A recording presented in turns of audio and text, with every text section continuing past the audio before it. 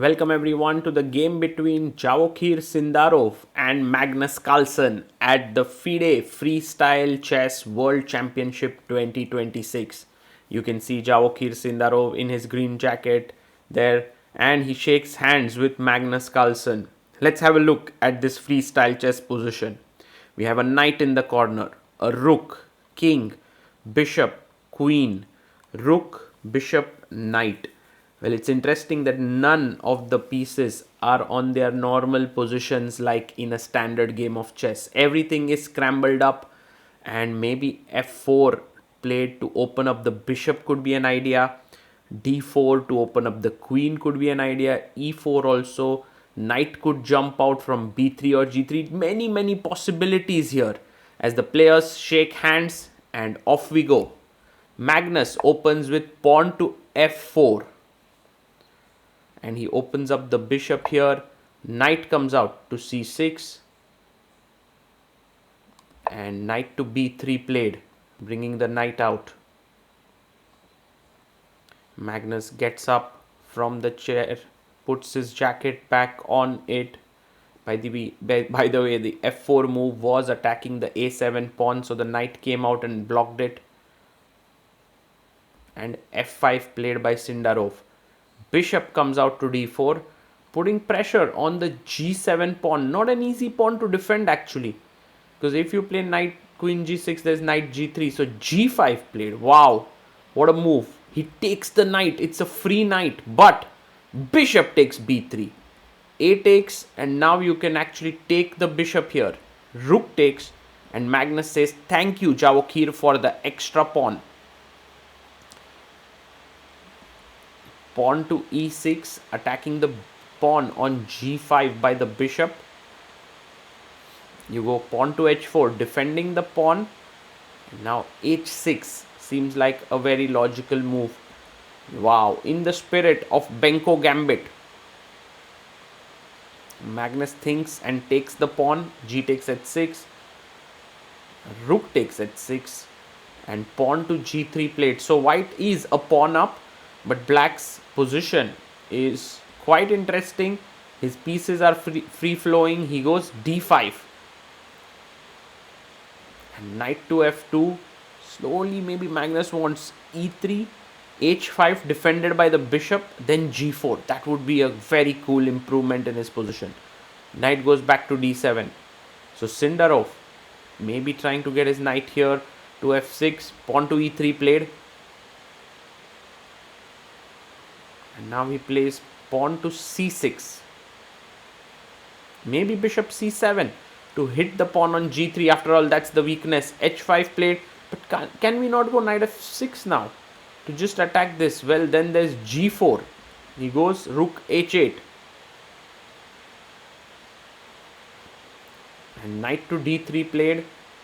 Maybe the knight would like to come to f4 and then to the g6 square. Knight comes to f6. Knight f4 played. Magnus clinging on to his extra pawn. Rook h7 played. Now with the idea of e5 and perhaps picking up the pawn on h5. But the rook comes and defends it. Bishop c7. Threatening to take here and here. Knight g6 played. Tricky. But now knight takes h5 is impossible. The rook defends it. So he goes long castle here. Wow. And Magnus goes pawn to d3. Maybe opening up this queen here. King b8 played. And bishop f3.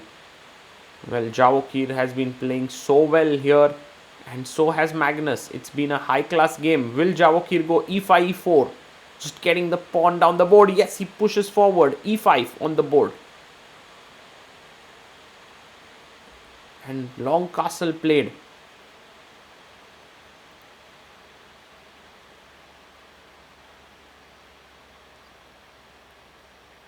Pawn comes up to e4. Takes. Knight takes. Wow. Okay. There's pressure now on g3. Some serious pressure. I think he has to take the knight, no?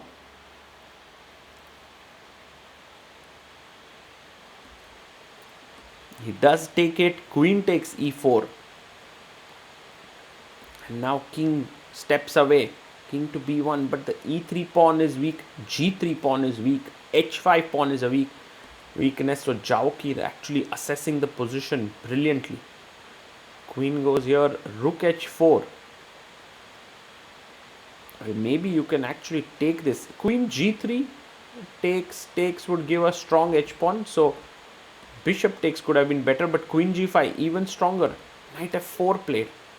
So if you take, he wants to take back with the e pawn, improving the structure. So rook g8 played. Wow, attacking g3. Rook comes back to h3. Now queen g4.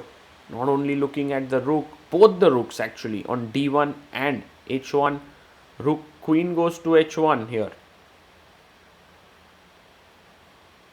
And Sindarov now plays rook e8. He's going after the e3 pawn. He's playing so well. Matching Magnus move for move. Magnus has 44 seconds. Rook h4. Attacking the queen. Now shall we take the pawn?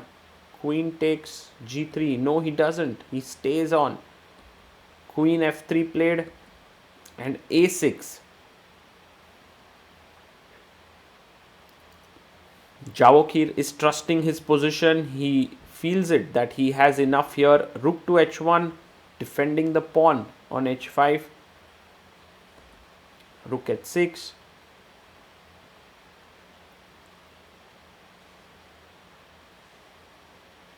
And pawn to g4. The bishop goes out to b6. Knight to g2 played, defending the pawn on e3. Well, white's position has improved a bit. Takes queen e5. And now rook g6, offering a trade. He comes back. And h6 played. The king moves to the side. That's a very good prophylactic move. It will come in handy later. Queen f4. But now bishop takes e3. Equalizes on the spot. He can play it. Bishop takes e3 is the move. Plays it with just 15 seconds on the clock. Magnus 29 seconds. You can see Magnus feeling the discomfort there. Maybe he missed this move. He's ready to take the queen. But then it's all even. Takes. Knight takes. And rook takes. He pushes his pawn to b4. Now it's all equal now. 4 pawns per side. He brings his king up. Rook h5 played. Threatening rook takes d5. The pawn is pinned. Tricky Magnus. Maybe king b5. Come up ahead. He goes back. He's like king on a7 is safe. c3. Now rook to f3. It's always difficult playing such endgames against Magnus. He's the endgame goat. He always finds some ways to put on the pressure. Rook to e3. Rook comes back to h2. And now he stays there. He's bringing his king in. And Sindarov's main problem is that this rook is passive. King b6. He brings the rook. He brings the king. And if one pair of rooks get traded, that would be a big problem because then the king would come up. So rook f4.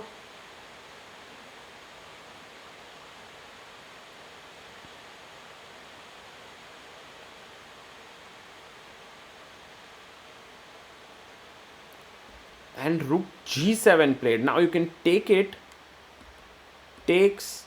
Puts the rook behind the pawn. Rook h7. And a5. Just trading off pieces should be a good idea.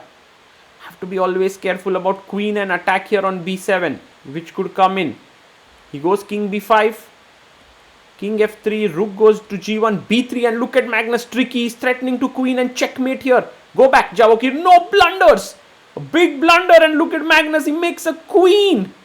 Oh my god. Javokhir Sindarov misses that moment. And he resigns because he takes the queen. Rook takes b7 is checkmate. Wow. What a miss that was.